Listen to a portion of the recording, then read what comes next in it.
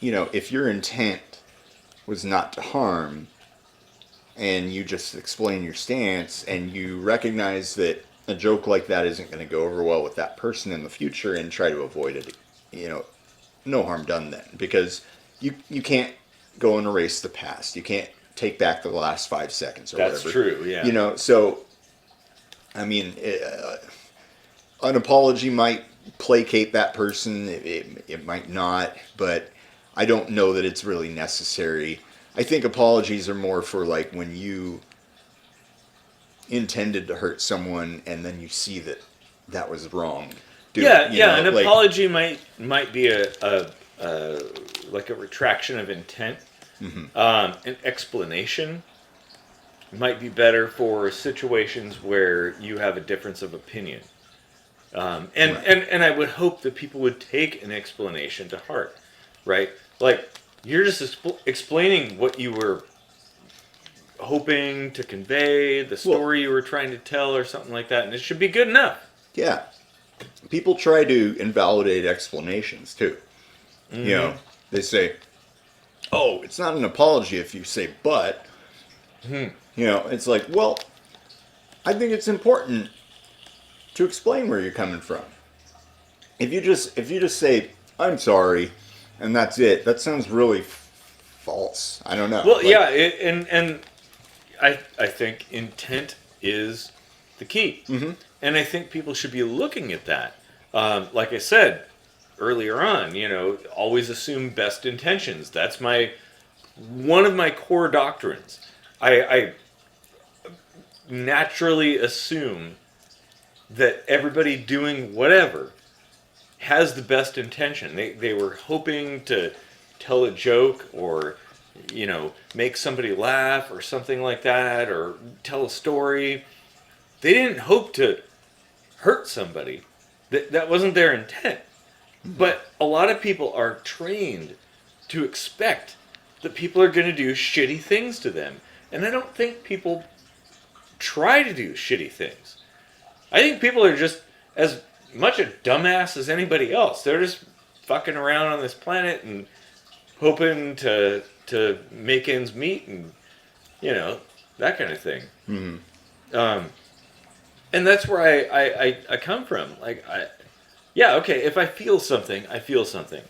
But then I step back and I'm like, oh, you have to assume best intentions. So start from that level, and go forward. And ultimately, we're responsible for our own emotions.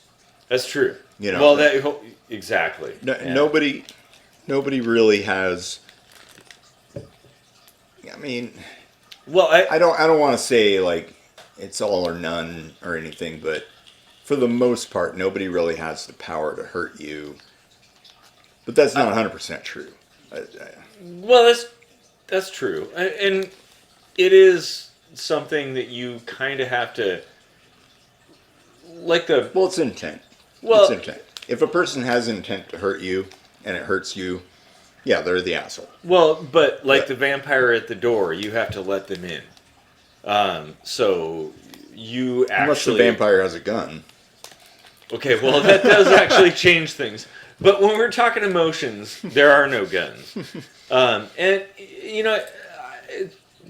I think about things like Labyrinth. There's that scene where Sarah realizes that she has a realization, and she's like, you have no power over me. And basically, she's free at that point. Because nobody has any power over you. They don't. Like, you have power over yourself. And if somebody's playing you and gaming you, well, you can completely control the game if you know what to do. And I might have a little bit of animosity to the public education system for not teaching people how to control that scenario. But that's the thing. Like, nobody has control over you. I mean, okay, yeah, if they put you in a cage and stick you with like a skewer, a hot skewer or something like that, I guess there's nothing you can do there. But if somebody's telling you words, they have no control over you. At that point, they are deceiving you to the point where you are controlling yourself. And if you learn to manipulate those things, like using logic and emotion together, you can control the game. And you could be invincible. How Saying. many lights do you see? There are 4 lights. Yeah. Oh man. Yeah, I mean, if you're vulnerable mostly to people that you place stock in their opinion of you. That's true. And, yeah. And that's not necessarily a bad thing to,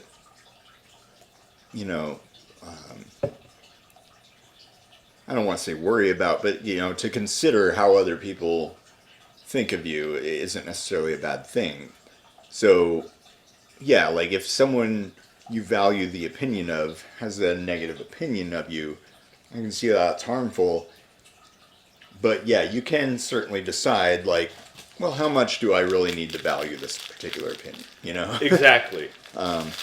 Yeah. And I think in that moment, then you can get power back. Mm-hmm.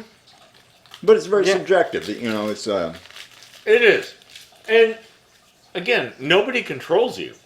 Like, emotionally. Well, okay. As of 2020, nobody controls you emotionally.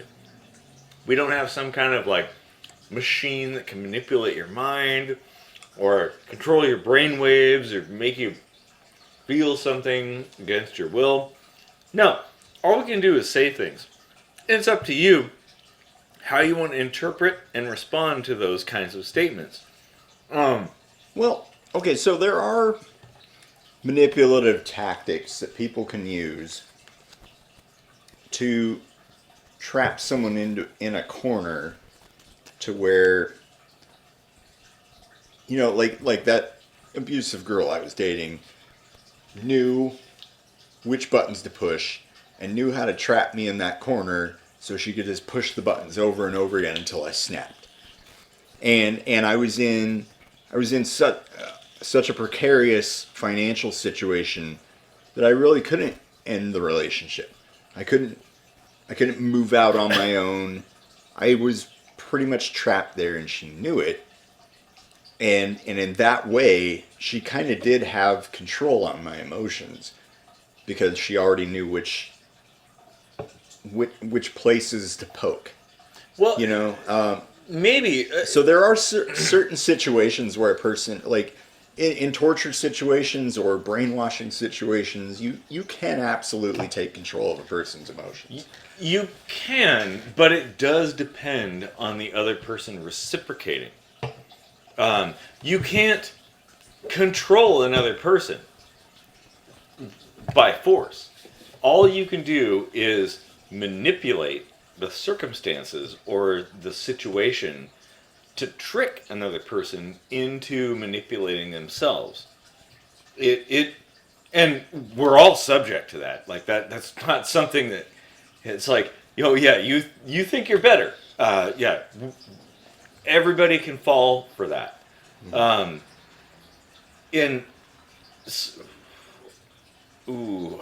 feel like this is going to get like into a really huge episode at this point. But I think that's kind of what I'm saying right there. Is like, okay, I have a book on hypnosis, and people think, oh, hypnosis is some kind of woo guy, like, dangling the thing, and, like, you're getting very sleepy. No, all hypnosis is self-hypnosis. That is the very first thing in that book. Mm-hmm. So, all deception is self-deception, I guess. I don't know. Maybe I'm going down hippy-dippy territory there, but it kind of does fit into the same kind of category that like, nobody can control you. what they can do is trick you into controlling yourself for their own benefit. And it's not like if you fall for that, you're some kind of weakling or something. Like, no, we're all susceptible to that. And maybe some kind of balance between logic and emotion, a Spockian philosophy, might actually guard us against that. But it's very hard to achieve.